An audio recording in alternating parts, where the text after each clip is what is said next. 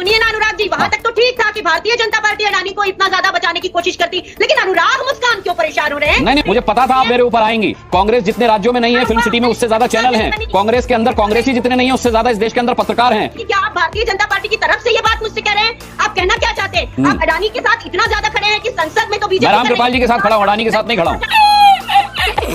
एक तरफ तो आप संगठन में हार के कगार पर हैं, दूसरी तरफ आप सदन में भी हारना चाहते हैं। अभी इतनी बड़ी जो हार हुई हरियाणा के बाद महाराष्ट्र, मैं नहीं समझता कि कांग्रेस के कौन से नीतिकार हैं जो हर 2 महीने के बाद एक हार के लिए खुद तैयारी करते हैं।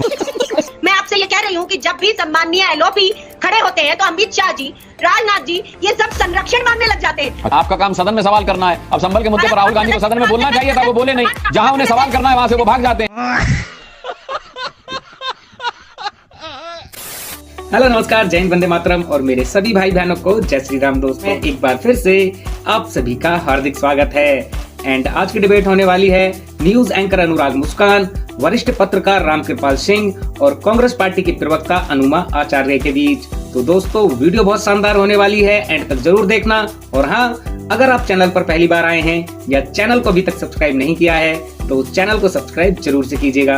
तो चलिए दोस्तों, आज की मेन डिबेट स्टार्ट करते हैं। तो करना, परेशान हो गए हम लोग 2.5 साल से। चलो भाई, कांग्रेस का अपना कुनबा जो है वो बिखरा हुआ है और कांग्रेस अपनी स्थिति को छोड़ करके जग भर की स्थिति पर विलाप कर रही है। किस तरीके के आप लोग बैग छपवा रहे हैं, टी शर्ट, देश को मत बिकने दो, ऑलरेडी चौकीदार चोर है, फेल हो चुका है, फिर अविश्वास एक सिलसिला। अभी तमाम सारी गठबंधन की पार्टियों को कांग्रेस पर अविश्वास है और आप चले हैं सभापति पर अविश्वास जताने के लिए। फौज में आने से पहले मैं पत्रकार बनने का सपना देखती थी और इसलिए मैंने बैचलर ऑफ जर्नलिज्म भी एमफिल बायोकेमिस्ट्री करने के बाद किया। लेकिन बहुत अच्छा हो कि नहीं गई मैं उस लाइन में, क्योंकि विलाप जैसे शब्दों का गलत जगह पर इस्तेमाल करना कम से कम मेरे उसमें नहीं था और मैं बहुत खुश हूं। कांग्रेस जो मुद्दे उठा रही है, आप बताइए, क्या आप ये मानते हैं कि भारत अडानी है? क्या भारत या इंडिया अडानी तो नहीं है ना? तो एक अडानी के मुद्दे पर अगर पूरे विश्व में हमारे ऊपर शर्मनाक बातें कही जा रही हैं, जैसे क्या क्या कहा गया विश्व में? मैं कीनिया की बात विश्व में क्या क्या कहा गया अनुमा जी? संसद में कीनिया की संसद में जब अडानी के साथ अनुबंध तोड़ा गया तो आपने सबने देखा है, मत कहिएगा कि नहीं देखा। किस तरह से चीयरिंग हुई थी। अच्छा, जैसे अडानी देश नहीं है, वैसे कीनिया दुनिया नहीं है।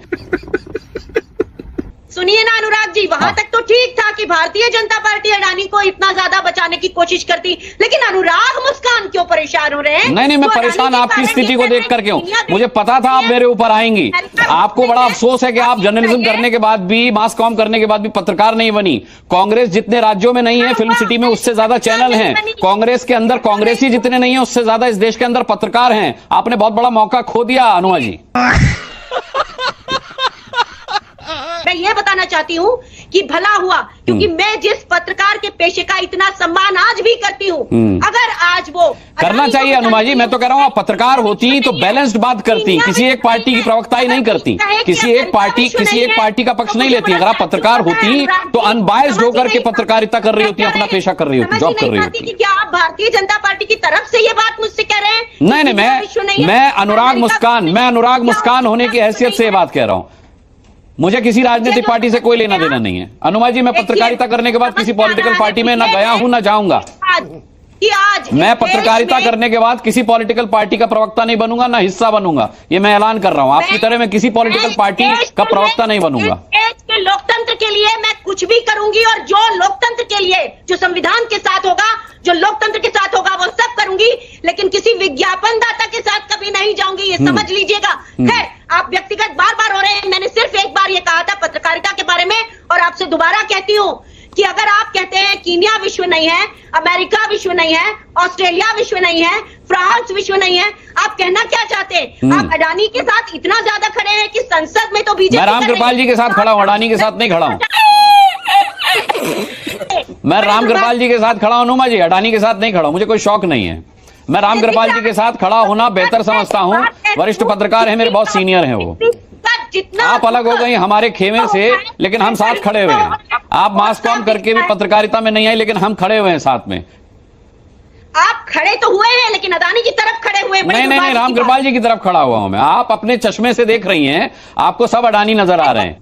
अभी कुछ 2-4 दिन पहले ही समाजवादी पार्टी के नेता प्रोफेसर अपने ये रामगोपाल जी, उन्होंने कहा कि राहुल को बहस करनी चाहिए थी संभल पर सदन में, वो वहां जा रहे हैं।